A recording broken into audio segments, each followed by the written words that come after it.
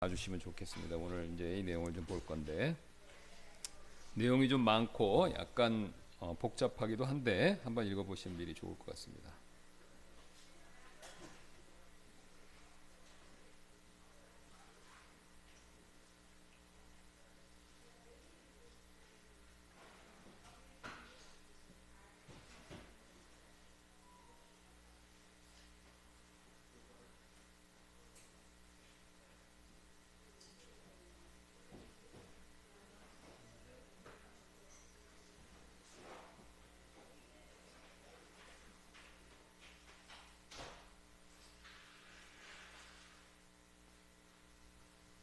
자, 우리도 시간이 되었기 때문에 제가 잠깐 기도하고 오전 성경 공부 모임 갖도록 하겠습니다. 기도하시겠습니다. 감사합니다. 하나님께서 우리에게 오늘도 큰 은혜와 복을 내려주셔서 또 좋은 날씨와 또 거할 집과 또 우리가 할 수 있는 모든 건강과 또 우리가 일할 수 있는 터전들을 허락해 주시고 또 무엇보다도 우리가 이렇게 같이 모여서 지체로서 또 교회로서 함께 예배할 수 있는 장소와 시간과 모든 것들을 허락해 주셔서 감사를 드립니다. 하나님의 은혜가 없으면 살 수 없는 존재인 것이 우리인데 우리가 이것을 잊고 살 때가 너무나도 많고 오늘 하루만큼만이라도 우리가 하나님의 은혜를 생각하며 우리가 하나님 앞에 하나님께서 우리에게 베풀어 주신 은혜와 복이 얼마나 큰지를 마음속으로 세보며 하나님께 감사와 찬송과 영광을 돌려드리는 그런 하루가 되기를 소원합니다. 성령께서 이제 우리의 눈을 여시고 또 우리의 마음을 하늘을 향해 열 수 있도록 도와주셔서 하늘의 영적인 것들로 우리의 마음이 충만해지는 그런 하루가 되도록 주님 도와주시고 또 성도분들 간의 성령의 교통하심을 통해서 복된 교제의 시간이 되도록 하나님께서 또 복을 내려 주옵소서. 또 부족한 제가 하나님의 말씀을 또 우리 성도분들 또 라이브 스트림을 통해서 보시는 분들에게 큰 은혜 복이 또 필요한 말씀이 되도록 성령이 역사해 주시기 원하며 감사드리며 모든 말씀 예수님의 존귀하신 이름으로 기도드렸습니다. 아멘.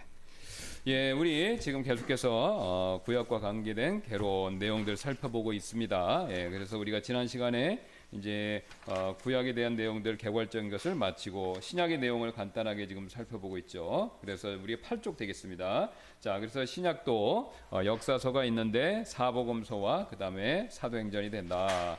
그러면 이제 이 사복음서의 특징은 뭐냐라고 했었을 때 우리가 지금까지 계속해서 살펴보셨던 것처럼 그리스도에 대한 대망이 되겠죠. 왜냐하면 이제 구약은 처음에 하나님께서 아담이 범죄한 이후로 여자의 씨에 대한 약속을 통해서 이 모든 죄와 사망의 문제를 해결해 주실 분을 보내주실 것을 끊임없이 약속을 하셨습니다. 끊임없이. 물론 이제 하나님이 중간중간에 필요한 것에 따라서 도와주시고 그 다음에 함께 해주시고 그 다음에 역사해 주셨지만 궁극적인 해결은 해주시진 않았죠. 그죠? 네, 그래서 이제 궁극적인 해결책, 그걸로 하나님 편에서 가지고 가신 해답, 솔루션. 예, 이게 바로 정답. 이게 누구냐면 예수 그리스도.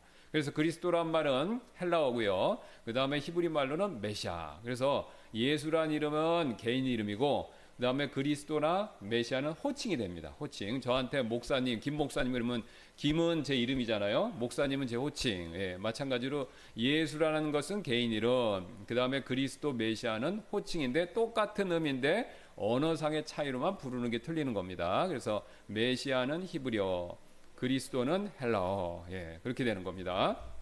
그래서 어쨌든 예수 그리스도를 통해서 하나님께서 아담이 실패로 인해서 생긴 이상의 근본적인 문제, 죄와 사망과 저주, 이 문제를 해결해 주시기 위해서 메시아를 보내시겠다 이렇게 약속했고 신약시대에 드디어 그분이 오셨죠. 자, 그분이 오셔서 이 세상이 천지개벽이 되면서 금방 좋아질 걸로 유대인들은 엄청나게 기대를 했는데 그런 일이 실제적으로는 벌어지지 않고 외관상 또 그다음 겉으로 눈으로 보기에는 그분이 힘없이 이제 예수님이 사실을 행적을 보시면요 대단했습니다. 예.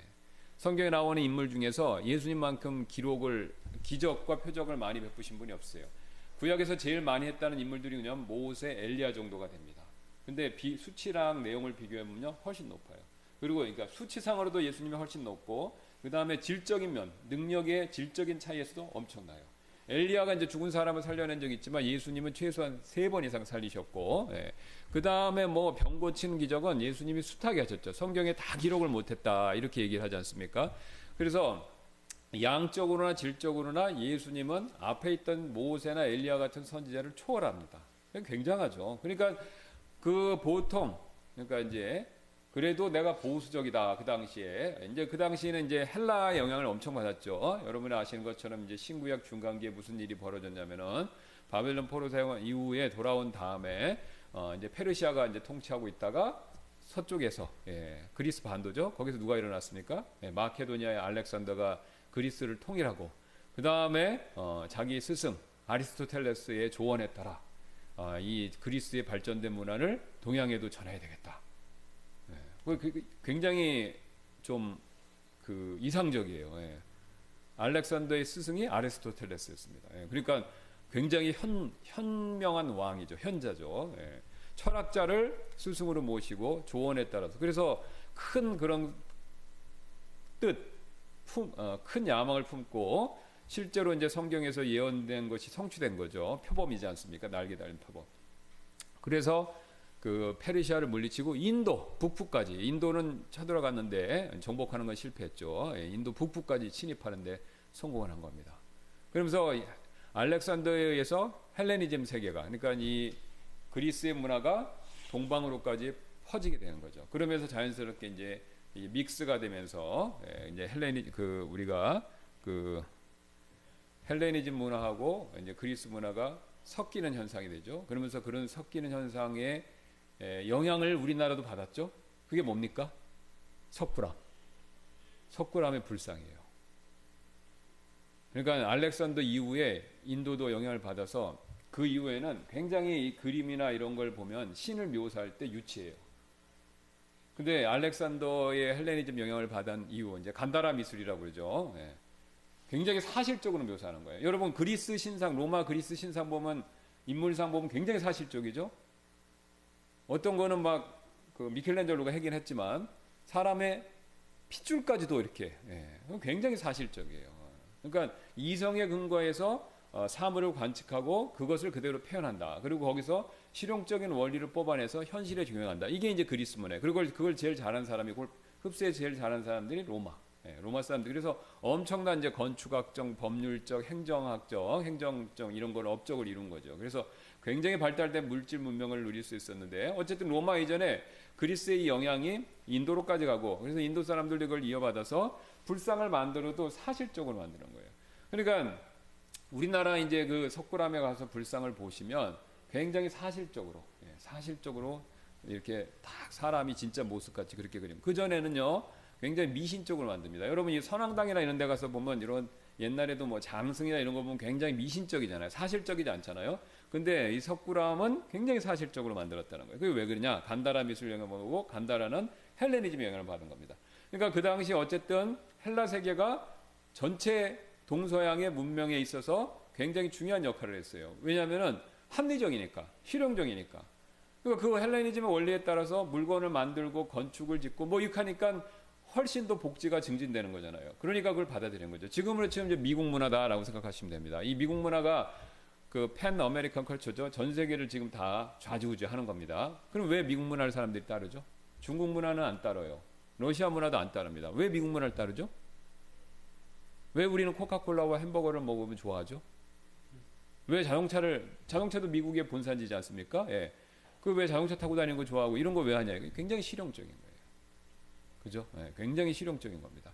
실질적이고 실용적인 거예요.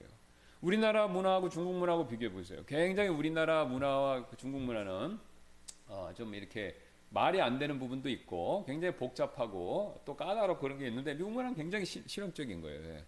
그러니까 굉장히 실용적이고 합리적이니까 사람들이 쉽게 받아들이는 겁니다. 그것뿐이에요. 예. 그러니까 그거를 받아들여서 모든 사람들이 미국에 동조하는 지금 이런 게 나온 거죠.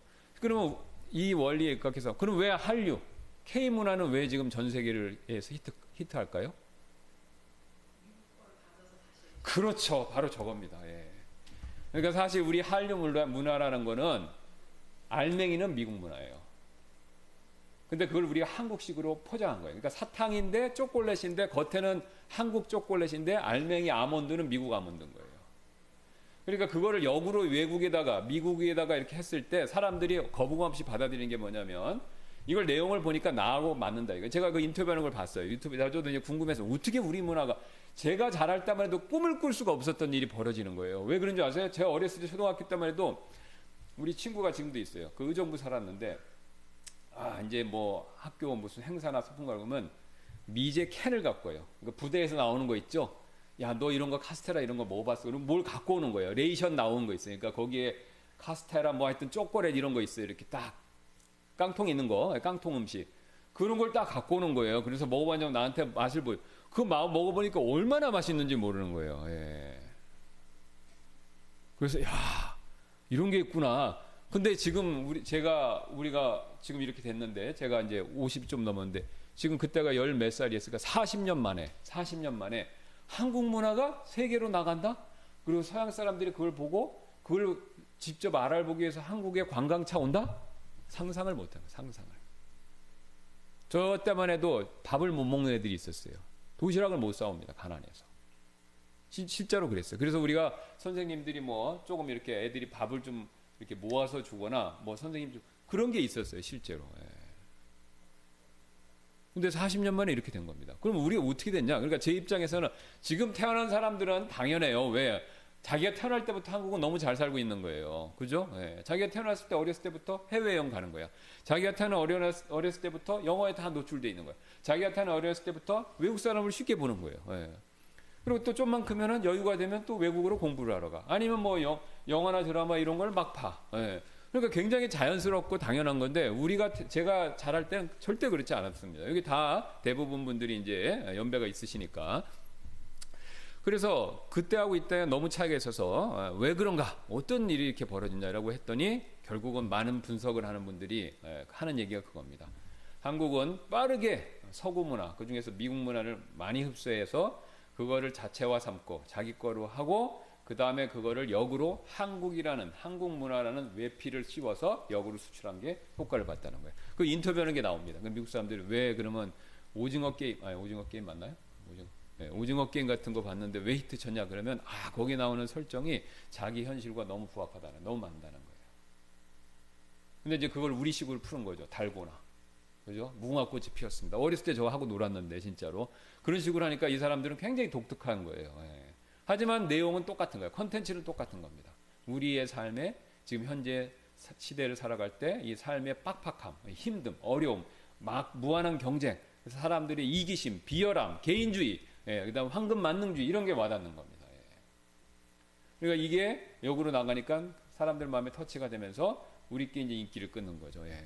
그러니까 결국은 한류라는 것도 미국 문화의 연장이라고 보시면 됩니다. 예. 그만큼 우리가 많이 미국화된 거죠. 근데 이제 우리는 성도로서 그리스도인으로서 특히 우리는 침례 성도로서 안타까운 게 있습니다.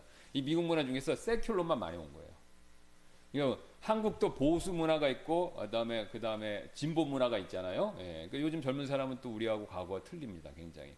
그래서 한국도 보수가 있고 진보 문화가 있듯이 미국도 보수와 진보가 있는데 이 미국의 진보 이쪽은 뉴스 미디어를 통해서 뭐 이제 대표적인 게 헐리우드죠. 요새는 또 뭐 이제 무슨 엠플렉스 하여튼 그 유선 방송, 넷플릭스 이런 거 디즈니 뭐 하여튼 이런 걸로 막 엄청나게 이제 그걸 송출 사람들한테 얘기하는데 어쨌든 이게 미국의 문화의 반만 세속적인 것만 이렇게 오는 겁니다. 이쪽은 잘 안 나와요. 왜요? 우리도 한국 드라마 보세요. 한국 드라마 보면 우리의 보수적인 거, 그러니까 뭐 지금은 많이 없어졌지만 뭐 유교적으로 살고 보수적으로 살고 이런 건 별로 안 나와요. 요즘 드라마 보면 다 젊은 사람들이야, 그죠? 예를 들어서 뭐 사랑의 불시착? 저는 그걸 보질 않는데 뭐 북한을 넘어갔다가 뭐 이런 설정은 우리 보수적인 사람들 입장에서는 잘 안 맞는 거예요, 그죠? 예, 그러니까 그런 얘기들은 별로 안 하는 거죠. 우리의 한국 사람 문화 중에서 보수, 뭐 청학동 이런 게 지금 어떻게 되는지 모르겠는데 그런 문화는 별로 얘기를 안 하는 겁니다. 인기가 없으니까. 예. 그러니까 그런 얘기는 안 하고 그런 얘기는 외국으로 안 나가는 거예요. 그러니까 잘 모르는 거죠. 마찬가지로 미국도 반은 보수고 반은 진보인데 이 진보 문화만 송출되는 겁니다. 그러니까 이제 외국에서 접할 때는 미국 문화, 그러니까 미국 사람들 하면 굉장히 자유롭고 그 다음에 개방적이고 어떤 면에서 굉장히 이제 세속화되고 막 그렇게 생각하는데 실상은 아닙니다. 그건 미국 문화를 반만 이해하신 거예요. 한국 문화 반만 이해한 거랑 똑같아요. 제가 무슨 일이 있어갖고 이제 사람 만날 일이 있어 홍대 이쪽 갔는데 홍대 가니까 외국 사람 엄청나게 많아요. 최근에 갔는데. 그럼 거기에 이제 한국 외국 사람들이 오잖아요. 와갖고 한국 문화를 체험한다. 그러면 이제 주로 가는 데가 보니까 이태원, 강남, 홍대. 요새 홍대에 몰린대요. 예. 그래서 2호선이 이렇게 쫙 도는 데 있죠. 거기에 이제 한다고 합니다. 순환선. 그래서 이제 거기 가면, 그러면 거기서 이제 왔어요. 이 사람들이. 30일짜리 비자를 줘요. 무조건. 예. 그래서 딱 받고 와갖고, 3개월짜리. 예. 딱 받고 와갖고 한국을 체험하는 겁니다. 그러면 이제 2호선 나오는 데를 싹 돌고, 그 다음에 뭐 관광지, 뭐 부산, 제주, 뭐 이렇게 KTX 이런 데 구경하고 한국을 다 봤다? 아, 그거 아니죠. 시골이나 이런 서민의 삶 이런 것도 알 필요가 있는데 그런 건 별로 눈에 안 띈다는 겁니다. 뭐 이런 전통시장 같은 데 가고 보고 그런 사람들 별로 얼마나 되겠어요. 그죠? 예. 그 다음에 막 이런데 영등포 여기 뒤에 제가 우리 우투마 목사님 이 영등포를 다 싹 다 뒤졌어요. 예, 다 다녔어요. 아마 뭐 거의 저희가 제일 잘할 거예요. 여기 뒤에 저쪽으로 가면 그 언덕이 있는 데 있죠. 뭐 그런데 진짜 옛날 허름한 진짜 옛날 집에 그런 데까지도 다 가봤습니다. 다 가봤어요. 예. 그래서 아 이런 데도 여기 있구나. 예. 다 가봤습니다. 그래서 보니까 그런 데는 안 가본다면 그럼 모르는 거죠. 예. 그러니까 마찬가지라는 겁니다. 마찬가지 현상이 있어서 우리가 반쪽만 알고 외국에 온 사람도 반쪽만 한 거예요. 그러니까 외국에 와갖고 홍대나 이태원이 있는데 근데 좀 태폐적이에요. 그죠? 이태원은 굉장히 태폐적이 됐고 홍대도 좀 그렇고 하고 그러니까 거기에 뭐 동성연애자나 자유연애 하는 사람들 굉장히 많고 예, 그러니까 한국 문화가 굉장히 태폐적으로 또 소개될 수가 있어요. 그리고 또 이제 안 좋은 게 뭡니까? 이거. 그죠? 예, 한국은 또 음주 문화 세계에서 또 이거 많이 먹는 걸로 5손가락 안에 듭니다. 예. 1위가 아마 러시아고 아마 우리가 2, 3위인가 그럴 거예요. 엄청 마시는 거예요, 이게. 그리고 이제 이거 먹고 주사하고, 예, 막. 그러니까 이제 그런 문화는 안 좋은 거죠. 예. 그러니까 안 좋은 건데 그런 거를 어쨌든 보고 배우는데 그게 이제 전부라고 생각하면 오해하는 거죠. 예. 그래서 어쨌든 지금 현재 세계는 미국 문화가 또 미국 문화에 같이 거기에 합류하고 편승하고 그것과 일치하는 문화들이 전 세계를 지금 우세, 지배하고 있습니다. 중국이나 일본 문화는 어려워요. 왜 그런지 아세요? 너무 독특한 거예요. 인도 문화도 어려워요. 너무 독특한 거예요. 그러니까 전 세계 사람들이 공감할 소재가 굉장히 적은 겁니다. 여러분 일본 뭐 이런 거라 보면 일본 사람들 이렇게 기모노 이런 거 딱 입은 거 보셨어요? 기모노 같은 거는 옷이 굉장히 입기고 벗고가 불편해요. 이렇게 똘똘똘똘 말아가고 그거를 입을 수가 없죠. 경복궁 같은 데서 한복 입으라면 싹 위에만 입으면 되는데 기모노 입으라면 막 똘똘똘 그걸 누가 입습니까? 그러니까 예. 그 하기가 어려운 거예요. 하기가. 예. 그리고 일본에 옛날에 이제 고대 우리 같이 이제 우리 조선 시대에 이제 뭐 사극 같은 것도 인기 있잖아요. 그러면은 얼마나 이쁘게 잘 나옵니까? 막 이제 한복에다가 이렇게 갖고 막 멋있게 나오잖아요. 그 사극에 나오는 그 옛날에 중전 왕 보면 굉장히 멋있어요. 굉장히 그 귀족스럽고 멋있잖아요. 그죠? 근데 일본 같은 경우는 언제인가까지 뭐 하여튼 근대까지도 일본 미인은 어떤 기준인지 아세요? 얼굴이 하얗고 이가 검었습니다. 찾아보시면 나와요. 그래서 페리 제독이 개방하러 왔는데 깜짝 놀랐다는 거예요. 미인이라고 소개했는데 얼굴이 분으로 하얗게 한 거예요. 진짜 회 칠해놓은 것 같이 하얀 거예요. 입술 빨갛게 하고 그 다음에 미소를 싹 지면 이빨이 검합니다. 이를 검게 칠한 거예요. 그러면 이거 우리 일본의 고유 전통의 문화입니다. 그리고 얼굴 하얗고 이가 검하고 그러면 전 세계 사람들이 그거 보고 글쎄 이상한데 이렇게 생각하지 그게 아름답다 이게 하기 어려운 거예요. 예. 그죠? 예. 중국 사람도 어렵습니다. 왜? 중국은 자기 문화에 대해서 굉장히 자부심이 있어요. 우리는 중화, 세상의 중심이다. 그러니까 자기 문화에 대한 자긍심이 굉장히 많으니까 이 사람들은 자기 문화를 강요하는 겁니다. 예. 물론 이제 어느 문화든지 자기 문화를 퍼뜨리려고 그러고 그걸 수용하기를 원하는데 강압적으로 한단 말이에요. 이게 문제죠. 이게. 그러니까 우리나라하고도 자꾸 문화 공정, 동북 공정에서 문화적으로 부딪히잖아요. 미국하고 우리가 부딪히는 게 있습니까? 햄버거 우리가 해서 무슨 개인 햄버거 만들었다. 미국에서 뭐 햄버거 우리 건데 그거 가져갔네. 이런 거 있나요? 그런 거 없잖아요. 그죠? 코카콜라 해갖고 우리나라에서 뭐 한국 자체 브랜드 무슨 콜라를 만들었다고 해보세요. 그거 한국에서 카피했다고 해서 우리 문화 훔쳤어. 이렇게 얘기할 수 있나요? 미국 얘기하나요? 안 하죠. 예. 중국 사람들은 너무 그게 강하니까 뭐 자기네 거 좀 갖다 쓰면은 우리 거 갖다 했다 갖고 뭐 유치하게 그러잖아요. 그러니까 그런 태도를 가지면 전 세계 문화에 영향을 미칠 수가 없습니다. 왜냐하면 굉장히 이게 협소하니까. 예. 그러니까 공감을 일으킬 수가 없는 거예요. 공감을. 예. 그래서 중국이나 일본은 어렵습니다. 중국이나 일본은 어려워요. 중국이 전 세계를 지배해야 되는데 그러려면 그거는 불가능하고 아무리 중국이 힘이 세도 미국을 제끼고 1등 국가가 되기는 어렵습니다. 왜냐하면 국가 체제라든가 국력 그 다음에 사람들의 정신세계 뭐 이런 것들 놓고 봤을 때 어려워요. 굉장히 어렵습니다. 그러니까 옛날에 막 미국을 막 추월한다 이런 얘기 하는데 지금 굉장히 어렵게 돼버렸잖아요. 그죠? 그래서 그거는 이루어지기가 굉장히 어렵고, 물론 뭐 이제 하나님이 허락하셔갖고 하면 될 수도 있겠지만 지금 당장은 어려울 것 같습니다. 그래서 어쨌든 지금 이제 미국 문화가 전 세계를 좌지우지했듯이 그 당시에는 헬라 문화가 좌지우지한 거예요. 인도에까지 영향을 미친 거예요. 그러면 이제 유대인들도 영향을 받았을까요? 안 받았을까요? 당연히 받죠. 그러니까 유대인들도 영향을 받으니까 헬라화가 되는 거예요. 지금으로 치면 우리가 이제 서구와 서양화가 되는 겁니다. 그러니까 옛날에 18세기, 19세기 때 우리나라가 개항했을 때라고 생각하시면 됩니다. 그냥 유교가 꽉 잡고 있을 때 서양 문화가 들어오면 서양 귀신이다 그래갖고 그 잡아먹는다고 막 그랬대잖아요. 서양 귀신인데 그 사람 잡아먹는다고 그래서 애들이 막 그래서 겁먹고 막 사람 보면 피했다고 그러지 않습니까? 그러니까 막 이제 그런 식으로 오해가 있었듯이 그 당시에도 이제 이 유대인들은 굉장히 보수적이니까 이 헬라 문화에 대해서 굉장히 반발을 한 겁니다. 굉장히 반발을 한 거죠. 자, 그래서 그렇게 굉장히 반발하는 가운데 그러면 이제 반발하면 우리도 어떻게 됐습니까? 위정 척사 운동이 일어났잖아요. 서구 문명을 반발하니까 우리 걸 지키다. 마찬가지로 유대인들도 이 로마의 지배와 헬라의 지배 반대하기 위해서 그러니까 문화적으로는 헬라, 정치적으로는 로마였습니다. 그러니까 우리 걸 지키자라면서 굉장히 뭐가 강했냐면은 내셔널리즘. 그러니까 지금 우리나라처럼 민족 의식에 고취된 겁니다. 그리고 민족 의식에 있어서 정점은 누구냐면 메시아였던 거예요. 메시아가 우리로 치면 뭐 많은 인기가 없습니다만 우리 정도령 사상 아시죠? 정도령이 옛날에 그 굉장히 히트친 거 여러분 기억하시나요? 정감록에 의해서 정도령. 그 정도령이 나타나서 신천 개벽을 해갖고 지금도 그거 믿는 종교가 뭐더라? 그게 뭐 있죠? 그거 있잖아요. 그 같은 생각이 안 나네. 요새는 많이 약화됐는데 이게 수련하면서 하고 하는 거. 그런 거 그거 있는데 그 정도령이 나타나서 신천 개벽을 해갖고 새로운 세상이 펼쳐진다. 막 이제 이런 거에 몰입하는 거죠. 그래서 유대인들은 원래 메시아가 사상이 있었으니까 거기에 굉장히 몰입한 겁니다.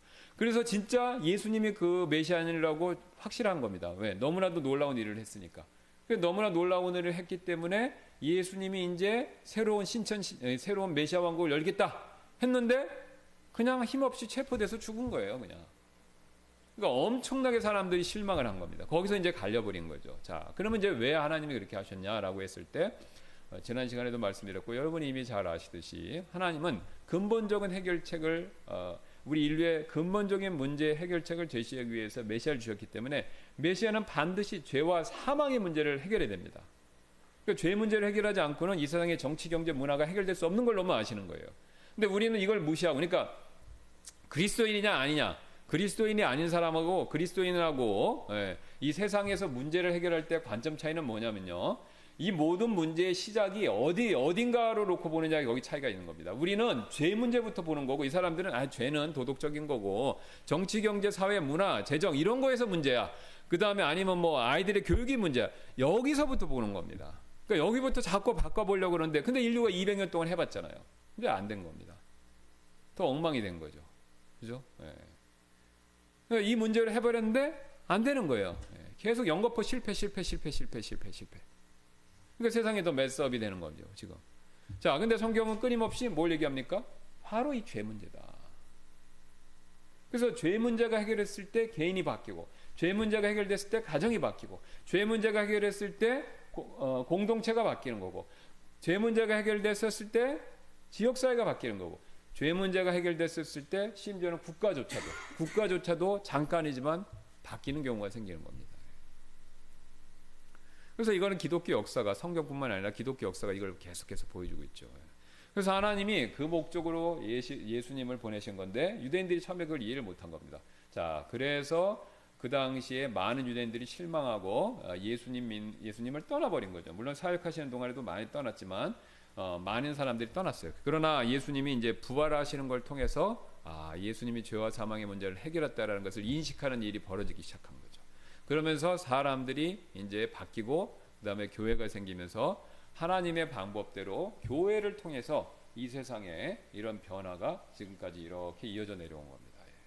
그래서 이제 이게 성경에서 말하는 가장 중요한 메시아와 관계된 주제다라는 것을 인식하시면 됩니다.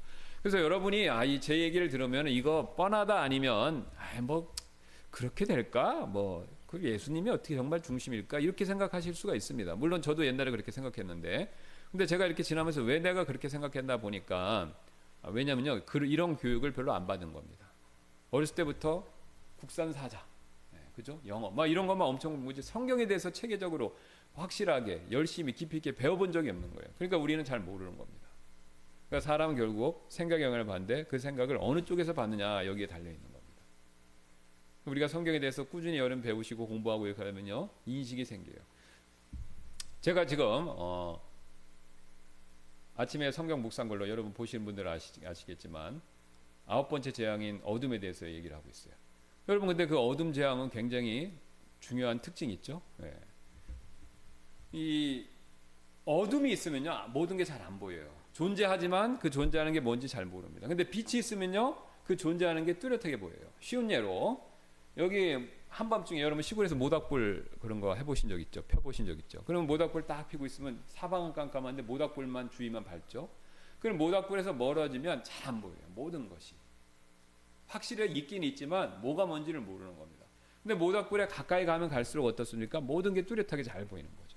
그런데 내가 지금 손에 가시가 딱 찔렸어요. 깜깜한데. 그럼 깜깜한데 모닥불에서 멀리 떨어져서 그 가시를 빼려고 그러면, 바늘로 빼려고 그러면 어떡합니까? 약간 위험하죠. 잘못 찌를 수 있으니까. 그럼 현명한 사람은 어떡합니까? 모닥불로 가까이 가죠. 가까이 보고 딱 하는 거죠. 똑같습니다.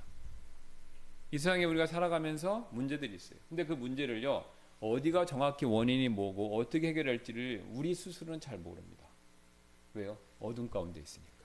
우리 눈도 있고 전기빛도 있지만 영적으로는 어두운 거예요. 우리 마음의 눈이 클로즈 된 겁니다.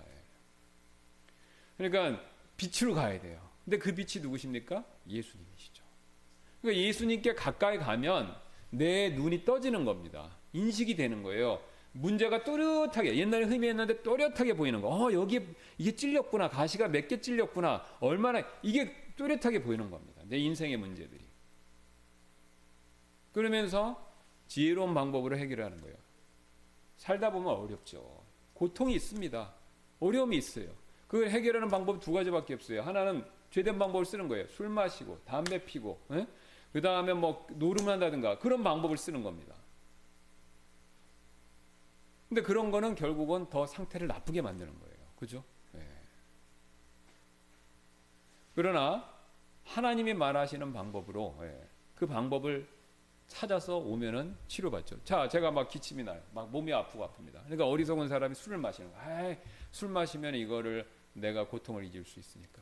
그러면 어리석은 거죠. 병이 더 심해지는 거죠. 의사를 찾아가야 되는 거죠. 근데 우리가 사실 다 그런 방법을 쓰고 있는 겁니다. 돈 더 많이 벌면 해결돼. 사람 백을 더, 뭐 인맥을 형성하면 이 문제 해결될 수 있어. 그래서 이리저리 뭐 발을 왔다 갔다 하고 뭐 방법을 쓰고 애를 쓰는데 안 되는 겁니다. 결국 안 되는 거예요. 근본적인 해결책이 아닌 거죠. 하나님께, 예수님께 나가야 지혜가 생기면서 해결됩니다. 물론 예수님께 나간다고 예수님이 막 갑자기 확 고쳐주시고 이런 건 아닙니다. 물론 그럴 수도 있지만 하나님은 대부분 그런 경우는 안 쓰시죠. 어떻게 합니까? 우리가 우리의 문제가 뭔지를 인식하게 해주시는 거예요. 그래서 그 해결책을 우리가 잘 알 수 있도록, 깨달을 수 있도록 그걸 가르쳐 주시는 거예요. 죄된 습관이 있으면 하나님 죄된 습관을 없애주시는 게 아니라 이 죄된 습관이 이래서 문제가 있구나. 그걸 확 가르쳐 주셔서 내가 노력하고 없앨 수 있도록 그렇게 하나님이 격려해 주시는 거죠. 그래서 우리가 이 어둠 가운데 있기 때문에 빛으로 가야 됩니다. 그래서 예수님이 내가 빛이라고 말씀하신 게 그거예요. 나한테 오면은 밝은 빛 안에서 너희들의 모든 문제를 정확하게 보고 너희들이 거기서 해결책을 얻을 수 있다. 그리고 그 빛은 궁극적으로 생명을 주는, 영원한 생명을 주는 빛이죠. 그래서 하나님께서 이제 그런 방법으로 메시아를 주셨고, 자, 그래서 이제 그 메시아에 대한 내용을 기록한 게 뭐냐면 사복음서다. 그래서 사복음서에 대한 내용들이 거기 이제 보시면 구약에서 이제 사중적이다. 그래서 마태복음 그리스도는 유대인들에 대한 그의 주권, 왕으로서 현시했다. 마가복음은 그리스도는 로마인들에 대한 그의 사역, 종으로서의 현시였다. 누가복음은 그리스도는 그리스도인들에 대한 그의 완전한 인성, 인간으로서 현시였다. 요한복음은 그는 전 세계에 대한 그의 신성 하나님을 세우셨다. 이제 이렇게 얘기하는데, 자, 이걸 이제 대조표를 한번 봐주시면 되겠습니다. 이거는 이제 귀납적으로 이런 얘기를 하는 거예요. 성경을 연구하면 마태복음은 핵심이 예수님을 왕으로 묘사했구나. 그 다음에 마가복음은 예수님을 종으로 묘사했구나. 그 다음에 누가복음은 예수님을 인자, 사람의 아들, 인간으로서 묘사했구나. 요한복음은 예수님을 하나님으로서 묘사했구나. 이런 것들이 결론에 도달하는 겁니다. 그러니까 이제 이거 연구한 사람들이 이렇게 해보니까 그렇더라라고 귀납적인 얘기를 하는 거죠. 그러니까 이게 우리한테 좀 안 와닿아요. 안 와닿습니다. 왜? 내가 이렇게 쭉 연구해봐서 이게 맞네 이런 게 아직 그 결론에 도달한 게 아니니까요. 물론 그렇게 하신 분도 있으시겠지만, 그러니까 그 대신 이제 이걸 알면 뭐냐면요, 여러분이 그걸 염두에 두고, 근데 그 대신 이제 우리는 뭐냐면 연역적으로 접근하는 거예요. 그러니까 이걸 머릿속에 놓고 성경을 보면은 이게 더 명확해지는 거예요.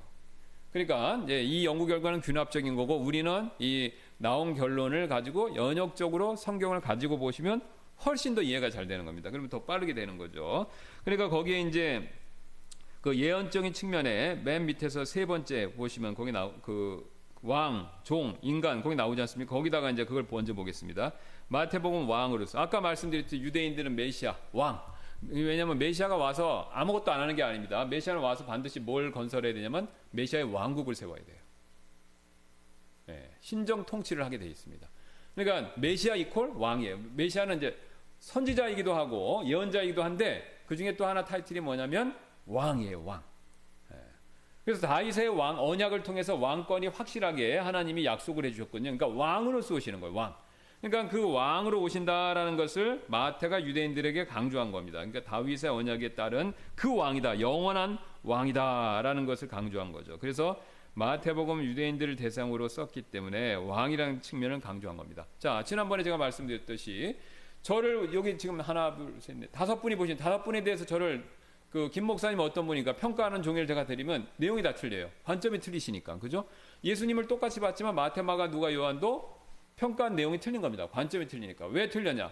마태는 왜 틀리냐면 마태는 왕으로 본 겁니다. 예수님의 여러 가지 묘사 중에서 왕으로. 그러니까 여러분 중에서 어떤 분은 제 외모를 보시고, 어떤 분들은 제 말하는 걸 보고, 어떤 분은 제 성격을 보시고, 어떤 분은 가르치는 내용을 보실 건데, 저에 대해서 기술할 때 그 자기가 원하고 중심이 되고 흥미가 되는 그런 내용을 가지고 쓰실 거 아니에요. 그러니까 마태도 그렇게 썼다라는 겁니다. 그러니까 유대인들한테 예수님은 왕이다라는 걸 가르쳐주기 위해서 그 관점에서 얘기를 한 거죠. 자, 그래서 그리스도께서 통치하기 위해서 주권을 갖고 오셨다, 그런 내용을 강조하는 거죠. 그러니까 이제 마태복음은 왕의 모습을 굉장히 많이 강조한다. 그 다음에 마가복음은 종인데, 자, 왜 종이냐면 이 대상이 로마인입니다. 그게 무슨 소리냐면, 이 마가는 요한 마가라고 부르는, 아시죠? 그 바울하고 1차 여행 갔다가 안 한다고 도망가 버려갖고 바나바하고 다퉜잖아요, 그죠? 그리고 나서 나중에 이제 2차 여행 후에 바울한테 이제 다시 조인했는데, 이 바울이 이제 로마서를 고린도 고린도에서 로마서를 쓰고 그 다음에 체포돼 갖고 이 로마에서 2번 감옥에 갇히고 3번째 이제 죽은 걸로 추정되는데, 로마에서 어쨌든 바울이 사역을 했습니다. 그 사역을 할 때 디모데후서 4장 11절이죠. 거쯤에 거기에서 보시면 디모데한테 누가 마가를 데리고 오라는 얘기가 있어요.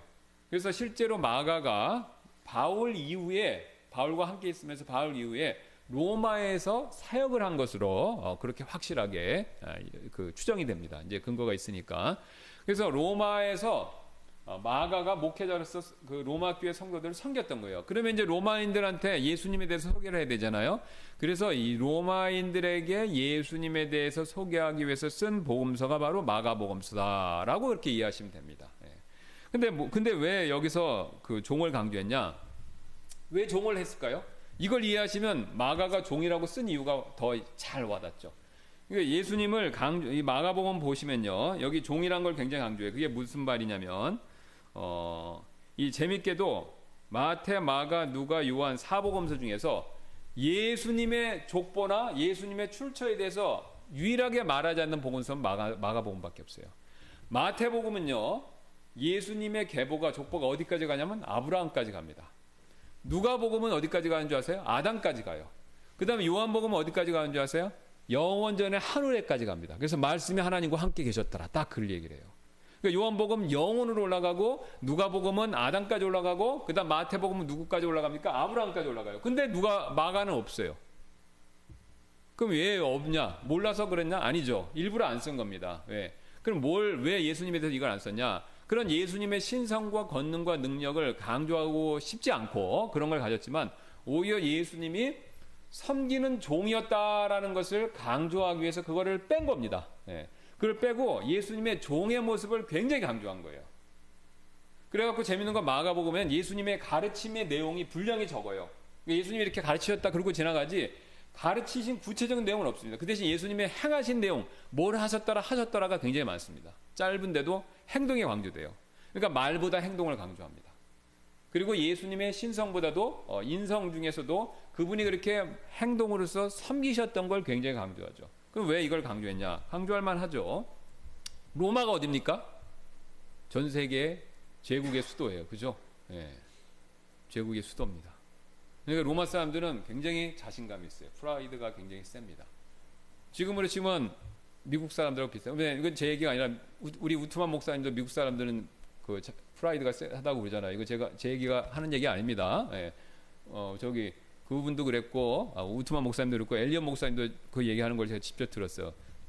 Too much pride, proud하다는 거예요. 예. 그러니까 굉장히 그렇죠. 세계에서 제일 강력한 나라의 국민이니까 자부심이 있죠. 예. 그러니까 굉장히 이게 우쭐하는 게 있습니다. 예. 중국 사람도 있어요. 예. 근데 중국 사람들은 근거 없이 그러는 거고, 예. 그냥 그걸 뭐라고 그러지? 예. 정신적으로 자기들이 좋아하는 거고, 정신승리. 예. 그리고 미국 사람들은 객관적인 사실을 근거해서 자기가 이제 프라우드한 건데, 이 로마 사람들도 굉장히 프라우드한 거죠. 예. 굉장히 세계 제국의 시민으로서 그 당시 노예제도 있는데 굉장히 그 교만, 자부심 이런 게 있었겠죠. 그러니까 마가가 가서 딱 로마인들 사역할 때 보니까 어떻겠습니까? 이 사람들은 굉장히 마음이 높구나. 그러니까 예수님에 대해서 가르칠 때 예수님이 대단하신 분이다, 하나님의 아들이시고 메시아다 이런 걸 얘기해 줄 게 아니라 이분들은 좀 낮춰야 되겠다. 그러니까 예수님의 섬기시는 모습, 말보다 행동으로 섬겼던 것을 굉장히 강조할 수밖에 없었던 겁니다. 그래서 예수님에 대한 그 호칭이 있죠. Servant King. 그죠? 종이면, 그러니까 그 우리나라 말로 번역하기가 좀 애매한데, 그러니까 그 종이면서 왕이시에요. 예. 그러니까 모순이죠. 서번트면 서번트고 킹이면 킹이지 어떻게 두 개가 같이 됩니까? 예. 그죠? 그러니까 왕하고 종은 극과 극의 그 당시 세계에서는 제일 높은 신분이고 제일 낮은 게 종이잖아요. 근데 예수님이 이걸 두 개를 다 가지고 계신 거예요. 종이면서 왕이고 왕이면서 종이신 거예요. 그러니까 두 가지를 다 밸런스 있게 우리가 알아야 되는 거죠. 근데 로마인들한테는 종이라는 개념을 강조할 필요가 있어서 마가가 예수님의 그 종된 모습을 굉장히 강조한 거죠. 그러니까 로마인들이 그걸 들으면 어떻겠습니까? 우리의 구주이신 예수님, 어쨌든 구원 받았으니까 로마 사람들도 우리의 구주이신 이 예수님께서는 섬기시는 분이었구나. 그러니까 내가 굉장히 지금 귀족이고 대단한 로마 시민이고 굉장한 재산을 가졌고 굉장히 많이 배웠지만 나도 섬겨야 되겠다. 그 마음을 저절로 갖겠죠. 그걸 마가가 알고 그렇게 강조한 겁니다. 근데 이제 이런 마가복음이, 그러니까 이제 이런 마가복음의 내용이 현대 우리 사회에 굉장히 잘 맞겠죠. 우리 시대에 우리는 굉장히 그런 모습이 있으니까. 그렇죠. 우리가 요새 잘 살고 잘 먹고 잘 살고 또 이렇게 되니까 우리가 이제 요새 그런 마음이 많이 생깁니다. 그러니까 우리가 그걸 낮춰야 돼요. 그러니까 사실 우리나라 사람들은 자랑하면 안 됩니다. 그죠? 우리는 40년, 70년, 길게 70, 짧게는 40년 만에 이렇게 번영을 이룬 거예요. 그게 다 하나님의 은혜입니다, 여러분. 다 최근 들어서 200년 만에 어쩜 전 인류 역사상 이렇게 빠르게 성장한 나라가 없다고 그러잖아요. 그죠? 그럼 그 빠르게 성장한 나라, 그럼 우리가 원래 이렇게 해갖고 해갖고 다 계획해갖고 착착착 한 겁니까? 아니죠. 어떻게 하다 보니까 이렇게 된 거예요. 그죠? 물론 열심히 했어요. 그래서 어떤 분들은 이래요. 우리가 열심히 했으니까 이런 번성을 얻은 거지! 막 이렇게 자랑하는데, 열심히는 했죠. 맞죠? 근데 북한 사람도 열심히 해요. 천리마 운동, 새벽별 보기 운동. 북한 사람도 열심히 살고, 못 사는 필리핀 그렇고, 하여튼 저기 중남미인 그 사람들 열심히 살아요. 제가 어디 다큐멘터리 보니까 인도의 광산, 그 사람들은 목숨 걸고 대리석 채취하는데 목숨 걸고 채취해요. 그 사람보다 우리가 더 열심히 살았다? 말 못합니다. 그 사람들은 목숨 걸고. 다 열심히 살아요. 근데 열심히 사는데 우리는 어떻게 이렇게 잘 살았냐 이거예요. 여러 가지 분석과 이유가 있겠지만 가장 중요한 거는 하나님이 은혜를 베푸신 겁니다. 이스라엘 백성들처럼, 그죠? 가나안 가서 큰 복을 누렸듯이 우리도 하나님이 우리 민족을 불쌍하게 여기셔갖고 은혜를 베풀어 주신 거예요. 그러니까 우리가 그거를 생각해야 됩니다, 여러분. 그걸 생각해야 우리가 겸손해져요. 그리고 우리가 올바른 생각을 갖는 겁니다. 그리고 지혜가 생기는 거죠. 제가 사는 동네가 빌라인데 와 깜짝 놀랐습니다. 가끔 아내하고 이렇게 산책을 가요. 그럼 저희 빌라가 목동이지만 좋은 동네가 아니에요. 저 밑에가 이제 아파트 있는 우리는 가짜 목동이에요 이제. 그래서 다 빌라 있는 동네예요. 그러면 이제 이렇게 산책하러 쭉 가요. 저쪽에 이제 공원 이런데 뭐 이런 거 있잖아요. 운동하는데. 근데 가면 이렇게 보면 깜짝 놀랍니다. 외제차가 왜 이렇게 많은지 몰라요. 벤츠, BMW, 르노, 하여튼 엄청 많은 거예요. 야, 그래서 여기 이게 전세 내가 시가 대충 아는데 아파트 빌라 시세 아는데 이거 감당되나? 우리 또 바로 옆집에는 하얀색 벤츠가 있어. 그 숫자가 높지는 않은 것 같은데, 근데 거기는 주차장도 없는 집이야. 그래서 길가에다 나는 처음에 방문자인 줄 알았어요. 근데 하얀색 벤츠를 거기다 딱 맞게 끼워서 넣어요. 끼워놓고 그 다음에 왔다 갔다 보니까 거기 파킹을 해. 주차장도 없는데 살는데 벤츠예요. 하얀색 벤츠요. 그래서 좀 이해가 안 가더라고요. 그거는 우리가 겸손하고 또 우리가 절제하고 우리 분수를 알아야 됩니다. 이러면 우리가 어려워지는 거죠.